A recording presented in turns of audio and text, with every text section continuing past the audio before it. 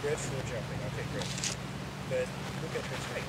You know, here you got this really light mare with more, bigger feet, a little bit more bone, or the neck really is not set on right, or it doesn't come out of the shoulder right. You know, you need to look at this stuff.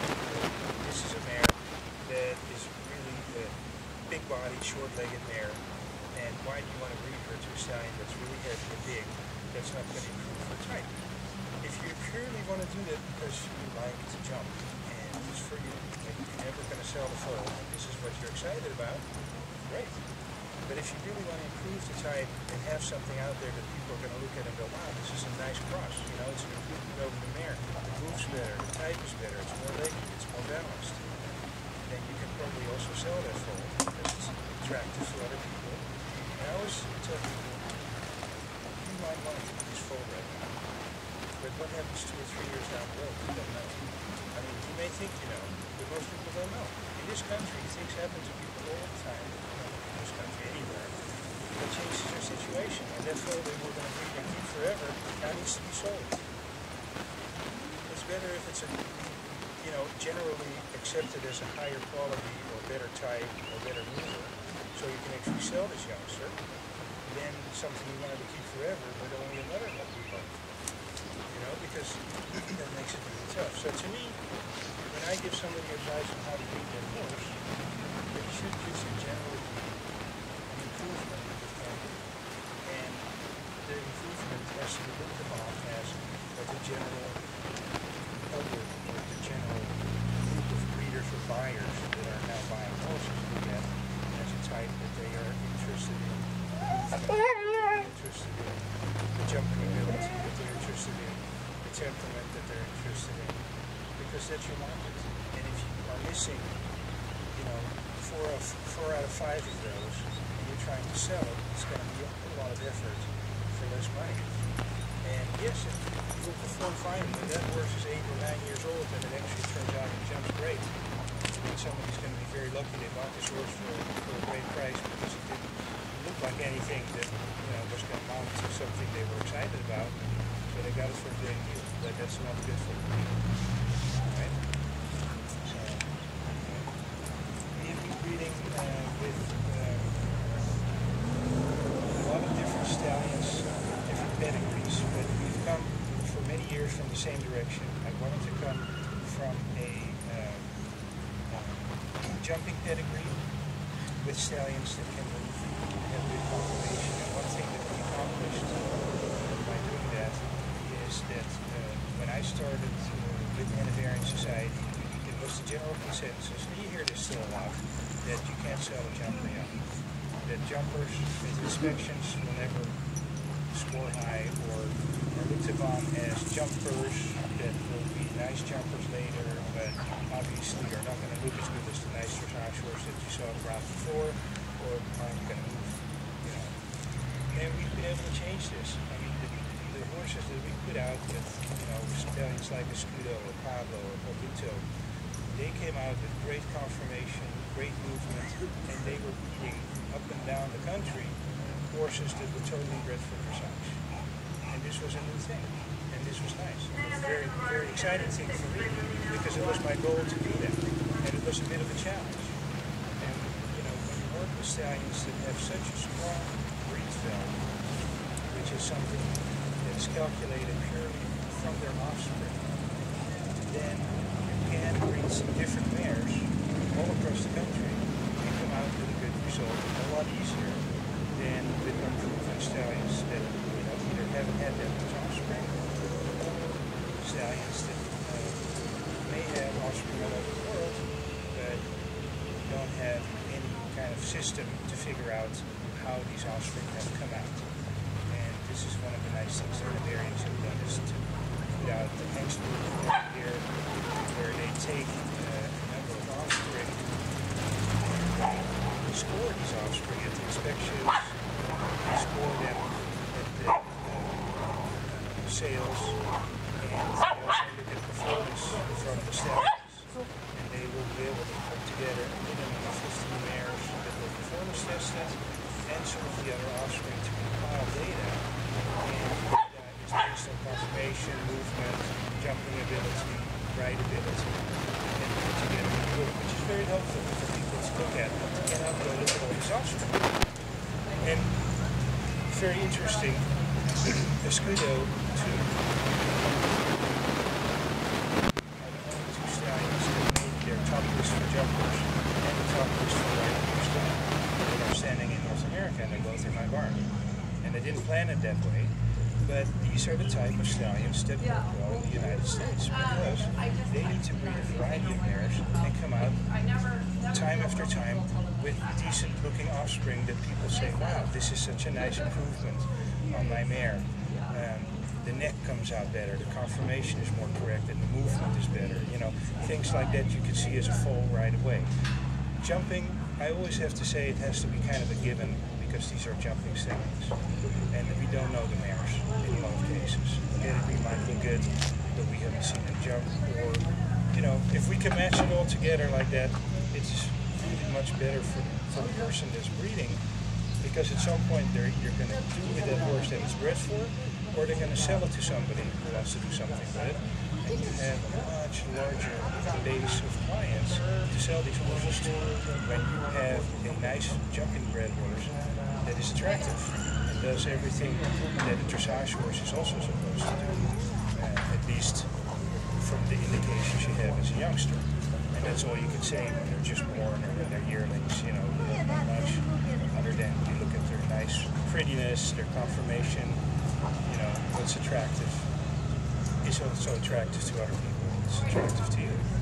So that is something that we've done. I think is pretty significant. I think it's not really been done much by many other breeders in this country before. And we have a quite large following of people that also have used some of our stallions that are just jumping pedigreed, that are good movers like Pablo, to breed back a better type on their dressage mare. Some of the dressage lines, and there have been some articles about this over the years, need a little quicker hind leg at some point. It's good at some point to breed a dressage mare to a jumping stallion of the appropriate type and movement. And we've had quite a few people also do that because versatility, you know, works. And the strength of these stallions, how they produce, works to improve the type on these mares, even though they are not jumping pedigreed. And so it's been very interesting, and it's been a lot of fun, actually. And the results have been very, very good.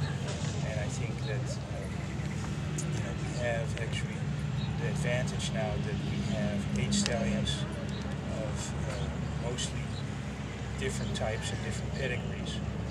That makes it very nice for me to be able to say, well, okay, I know you came to me because you liked their whatever, but your mare really would do a whole lot better with lawn freezing because your mare needs a leggier, lighter type, or you know, you want this or you want that, and it's going to come out much more for this reason. And then people can decide themselves, but it's interesting in the United States, I think people are learning how to make better matches with their mares, and it's been very hard for many years because I think there was just not the basic understanding. In many cases, they love their mare and maybe have performed with their mare in great ways, but they never thought much about breeding or how to make a combination. A lot of people still have the concept that, you know, if you have a great performer and a great performer, you put them together, you're going to get a great performer, and it's not necessarily that way. You have to have a genetic match, and there are certain traits that you need to look for. And the hard part is, especially with a lot of stallions, that some of these traits that you're looking for, you may not see in that stallion when you look at him, but you see it a whole lot better when you look at that stallion's offspring. And this is where it gets really tricky. Who has enough offspring to look at from different mares or mares like yours to figure out how to make this match that is actually going to be good? And you know, the Europeans have a great advantage because they do concentrated in an area where you can actually see 10 or 5. So here, you wait for an inspection and you're disappointed because the horse you wanted to see wasn't there. You know, but that way you're talking about one. Maybe you see one, maybe you see two. It's such a small number. It still might get you excited. It might still show you what you want to do.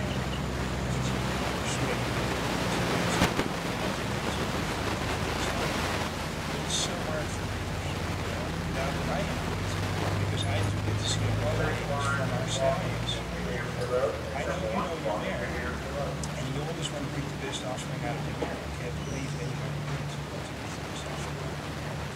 And I know my stallions, and together you can work on something that works, for the best for everybody. Because if you don't have that understanding, it makes it so hard. You have to have consistency in certain traits, like certain horses that you know about. If you don't know about it, you just look at the outside of this horse and kind of love it. So that might be. But in many cases you're going to be disappointed. I've seen several times the pedigrees are beautiful, the horses so visually but the cross that comes out is not. It's not necessarily bad, but it isn't to me exciting because it's not excellent. And we always want to strive for excellence. Because this is too expensive, and it's too much time involved for you to go mediocre. You can't really afford, I can't speak for anybody. I can't afford to go breeding something mediocre. And still, if you try the best, it still always doesn't come out the way you hope for. But I have to say, we've been really fortunate. We're very seldom disappointed. Sometimes it comes out looking a little different in the beginning. It's because we can't yet see how it develops. And there are certain things that don't change conformation-wise, but there are other traits that don't change. So sometimes you have to give it a little bit of time. But I mean, the decision that you make to breed your mare is a long-term. It takes years for that foal to come out and be at this show month. Right? A lot of money. Yeah, it takes And years. a lot of money. Yeah, and so this is basically not necessarily something you want to be doing, but we should keep it in mind because a good life for a horse is one that is useful, attractive to people, something that if it needs to be sold, can be sold, and it only works when it is attractive. And I think there aren't that many differences. You might have a preference for a heavier horse, you might have a preference for a lighter horse, you might have a preference for a little hotter horse, and that's fine, because they're all different people that, have different preferences. But in the end, quality is still quality, and it comes in different shapes and sizes, but it's definitely true that you need to be careful about how you match. And so, for us, it makes it a lot easier because we have actually a hard time. More than not, I have two stallions that will go well on a mare, and I have to pick which one. Maybe one year I do this one, 1 year I do that one.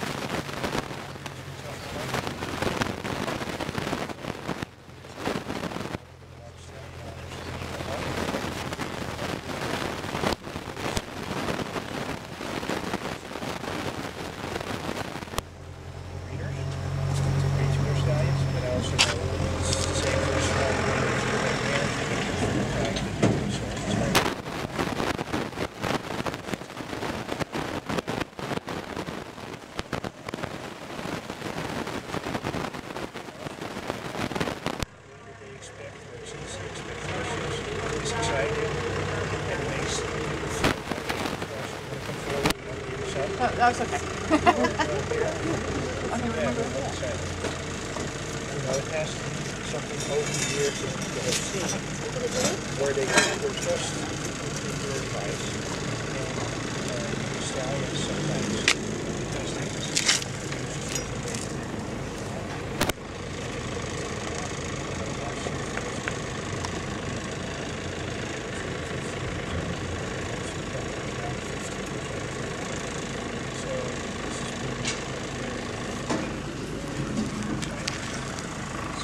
this year,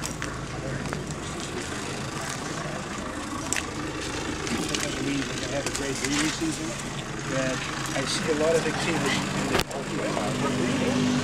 So, and you know, it's something I would say to people, not to show off like, oh, we're doing fine and everybody else isn't. I'm sure there are others that are doing fine as well. But I think it's such a long-term program that I think, first of all, a lot of people don't stick with it long enough to be established for breeders to know they're there and doing a good job. And I think, you know, some of the ones that are consistently doing it can still do well. But it's like any other business. You know, we have this business that is a tough one, and it's interesting how my history kind of has gone from all different sectors in different industries that are tough ones. I've been in the hotel restaurant business, which basically in this country 7 out of 10 restaurants don't make it more than a year. I've been in the health club business, which is to work out doesn't necessarily mean that you are good in business running a fitness center. And I've been in the horse industry, you know how that story goes. And you know, it's like if you like to cook, that doesn't mean you can run a great restaurant. And if you love horses, most people start this as a hobby, and they love this, and then they want to make a business out of it. Or in many cases, they have too many horses, and now they have to make a business out of it because they have to sell some. And this is really tough because it wasn't a plan. It wasn't a business plan anymore. You know, it was just like we enjoy these horses, and we're going. We don't know where we're going, you know. But we're going somewhere and we want to make some money. What are we going to do? Well, somebody's paying the bills all this time, but they don't think about a business model or a way to, you know, where's an end to it, or how do you grow further or better. I have a question on that note, actually. How do you view the importance of partnerships between, you know, your trainers, you know, people that you utilize to promote your stallions, to promote your mares, to promote your offspring? It's incredibly important, and we have a great disconnect in this country between breeders themselves, between breeders in the performance world, and it's very hard for that reason to find an avenue to get a young horse in the right hands. Because if we could work together better, then I mean, everybody does a segment of the business. When you have cattle, you don't necessarily have a cow-calf operation and slaughter them yourself. You do a segment. You have them born, then you sell the calves, somebody else raises them for a period of time, and then somebody else feeds them in the end and takes them to slaughter. In the horses, it's the same way. You don't slaughter. But you have segments. You don't necessarily can be expected to do everything well. You can't. And I know if you are able to do a lot of things well in the horse world, then you do better because it's cheaper for you to do a lot of stuff. But it's a long way to go, and you have to make a good match. You have to have a good mare and a good stallion get together and have a foal. Then you have to raise this foal, you know. And you know, you can't just feed it spinach. You got to feed it something that works for the foal. Then you have to have an environment where it's raised in that is also going to help with them being strong later on. You know, they have to be able to run around and do their stuff. Then they have to start on their saddle. Who's going to do that? Great if you can do that. But then I think you're usually outmatched at that point. You know, there comes a point before that or at that point where you're going to have to say, now I need to look for somebody else to take the next step. So most people in this country breed dressage horses for a reason. They're not able to do more than producing a foal and selling it. They don't want to start the horse on their saddle themselves or pay somebody to do it. They don't want to take this horse and show it because they're not capable in most cases. There are very few people that can do all these things. So you got to have a connection. Somehow it has to work. That you either sell this horse before you got to take the next step, or that you have somebody you can work with that is affordable enough and capable enough to do justice by your young horse. And we have another problem in this country, and that is there are very few young horse trainers.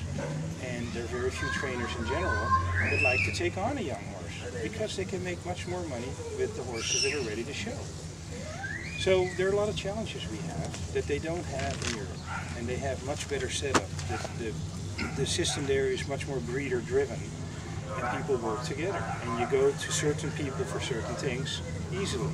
Here, people are offended when you take a horse away because somebody else can do a better job with it. Then they should understand too that they might be very good at something, but not good at another, and that you need them to pay for their services or to work with them in some sort of partnership to get the job done for 3 months, 4 months, whatever, and then you need to take the next step. And there is a very big difference in Europe and here with the trainers, that here the trainers are like God, you know, everybody that goes with a certain trainer listens to the trainer, buys the saddle the trainer wants, you know, it's really tough to break loose from that. And you have to work with that system a little bit to accomplish something. So if you're a big enough breeder or you have enough good horses, you might get an interest from trainers. But that's unfortunately not the case for most breeders. You have 1 or 2 foals a year. How are you ever going to be attractive to a barn where they have 50 show horses? You know, unless that one horse is brought up to a certain level for them to take on from that point on forward. So it's very important. You know, we need to better connect. And for me, you know, one of the things that I feel like, and, you know, I'm talking from a Hanoverian standpoint in this country, but it's in general really the case, is there's a bit of a disconnect in so many different ways. And I'd like to link people up together to make it work better for them, because it's truly, when the breeders are successful doing these things right with their horses so that these horses can be successful, then our industry is successful.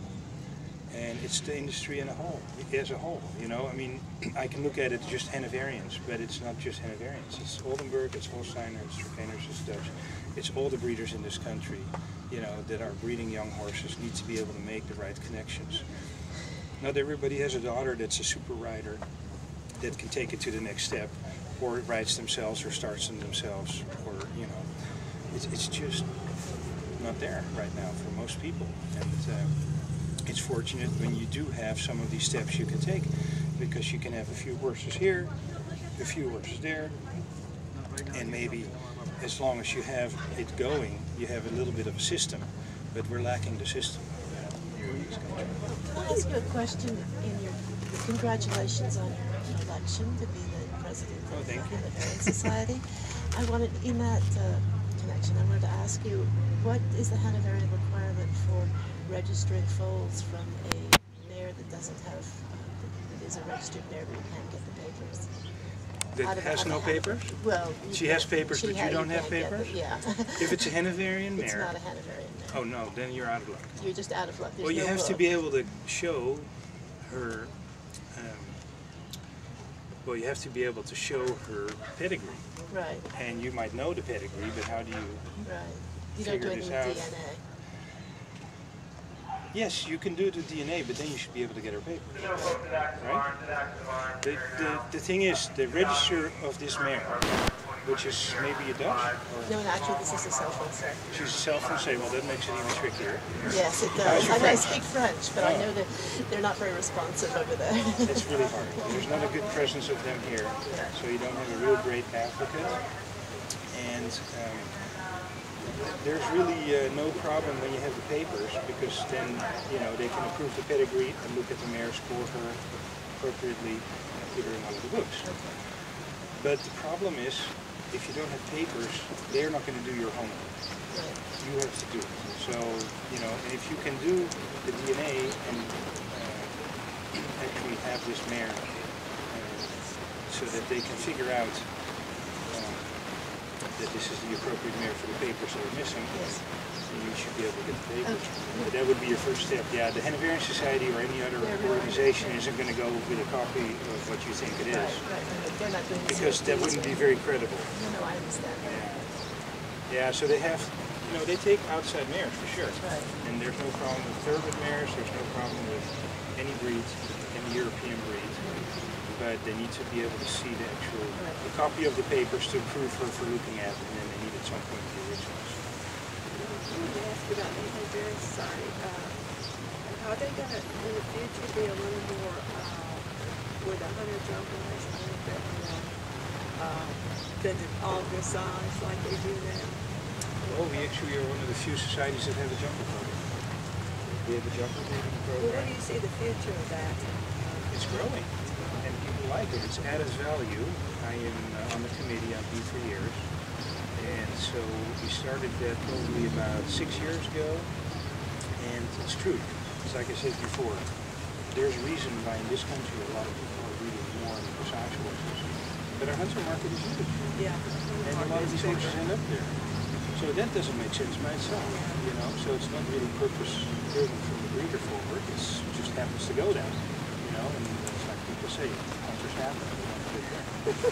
This is not entirely true, but it actually is very tough to breed a proper hunter that has the style and the movement that you look for in hunters consistently.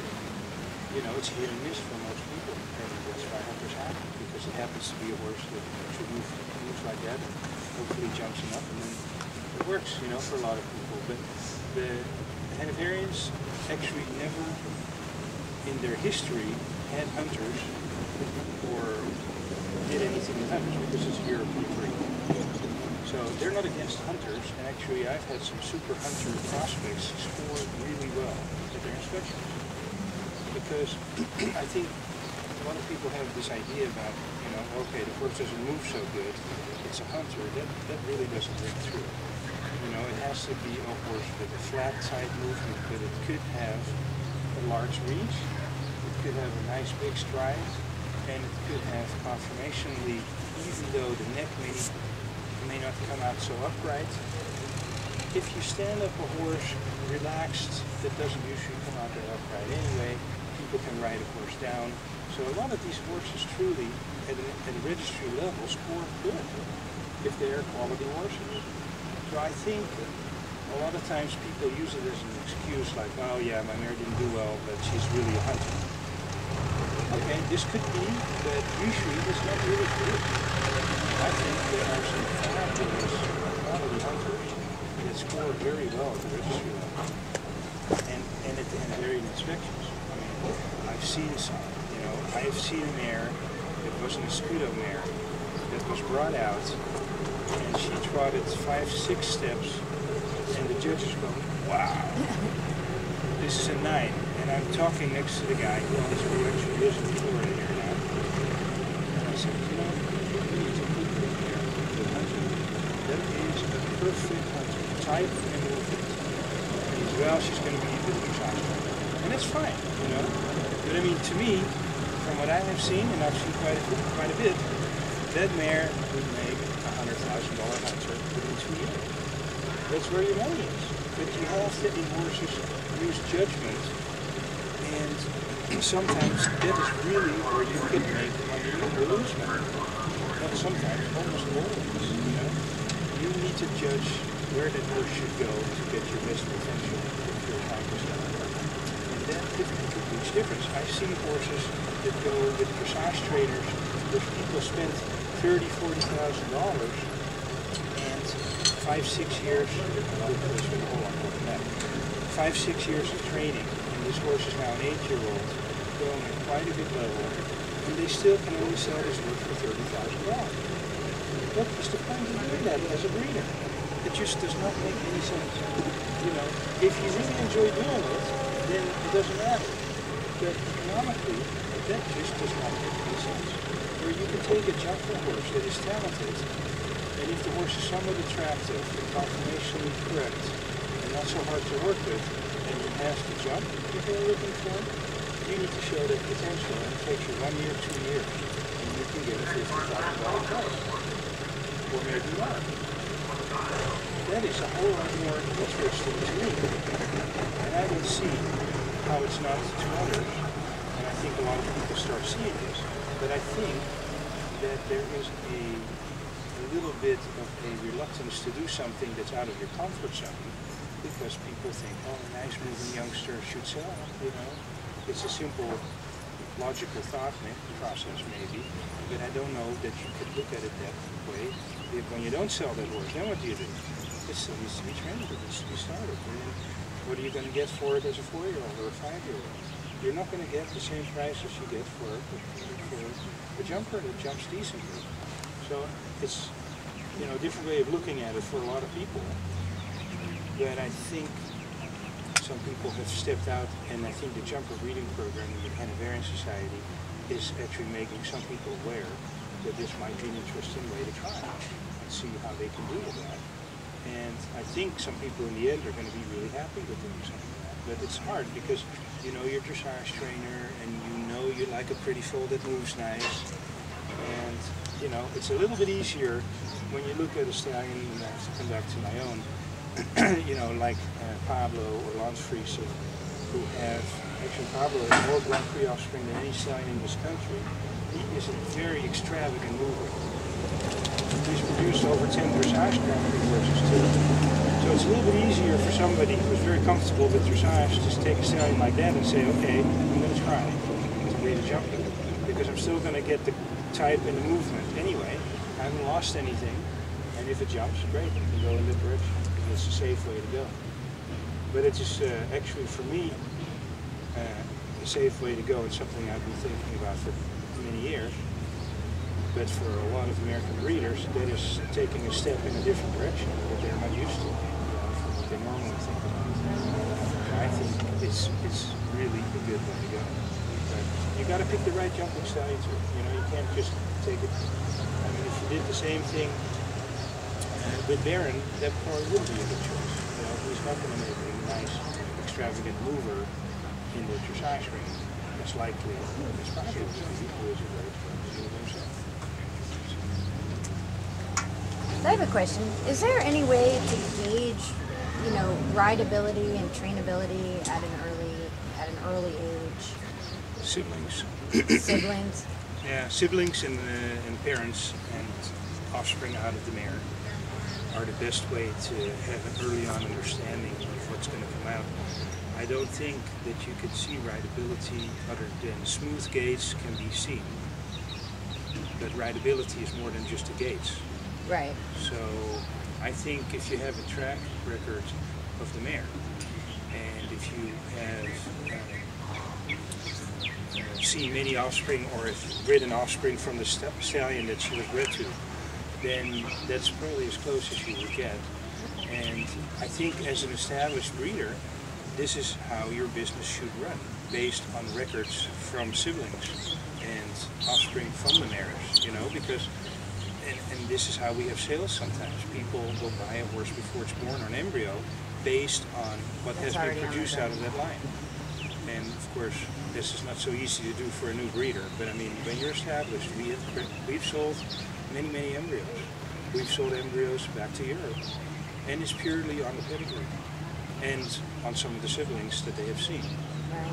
But this is what makes it a possibility, because you have connections in different lines that are really close to that mare and the stallion, so that people feel comfortable with it, and you can expect the consistency that they may have seen in those traits from those before.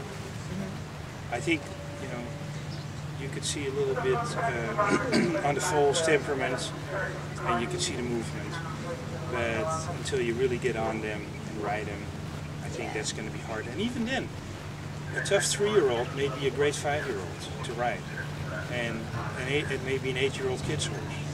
It's amazing the way that the horses can mature so differently, and they go through these growth phases, and sometimes you don't know. And I think one of the biggest problems with the young horses is that they're very impressionable. And if you have a good person to work with a 3-year-old, you're going to have a very nice horse in most cases, where somebody could really do a lot of damage with a 3-year-old, and you're going to have a problem for the rest of that horse's life. And it's not fair, to the horse. Because now you have a problem that's really not the horse's problem, but how to deal with it. There are so many people that are retraining horses for whatever reason, and it shouldn't be that way, right? We should put in only positive stuff, but it just doesn't happen. So it's tough. Now, what about full siblings, brothers and sisters? Have you noticed any major differences, or are they all pretty much stamped the same and typical? No, I think there are major differences, but there again, it has to do a little bit with your selection, because I think, and I know you have an extensive thoroughbred background, I think in thoroughbreds there is a much larger difference in the way the type comes out and the way the temperaments are of some of the horses. But I think that is not necessarily the most important trait that they're selected for. Where I think in the warm bloods we are selecting a little bit more for those traits that have to do with rideability. And I don't know how much that plays into a racehorse. Not so much probably rideability. Somewhat. I mean, you'd like it to be good, right, if you have the choice, but that is not your first selection idea. Usually you want to match a mare based on how fast they are, or pedigree, and there's just a different kind of priority with the warm bloods and the sport horses. Of course, rideability has been important for many generations, and it's also known that some of the jumpers could be a little bit more wily and less rideable. So it is important to pick the right ones that have this. And I think if you have a stallion that has come up with high breed values, which again is based totally on pedigree, totally on offspring, that is also showing consistency. When they have a really low rideability score, that may present a problem. But it's a little bit hard sometimes to translate that into exactly what works for you. But that's why it's only one indicator out of many. If you can have siblings to look at, and some mares are really like cookie cutters, some stallions are really producing them like cookie cutters. They're just very similar. But 50% of the genetics comes from the mare and 50% of the genetics comes from the stallion, and we never know exactly which 50%.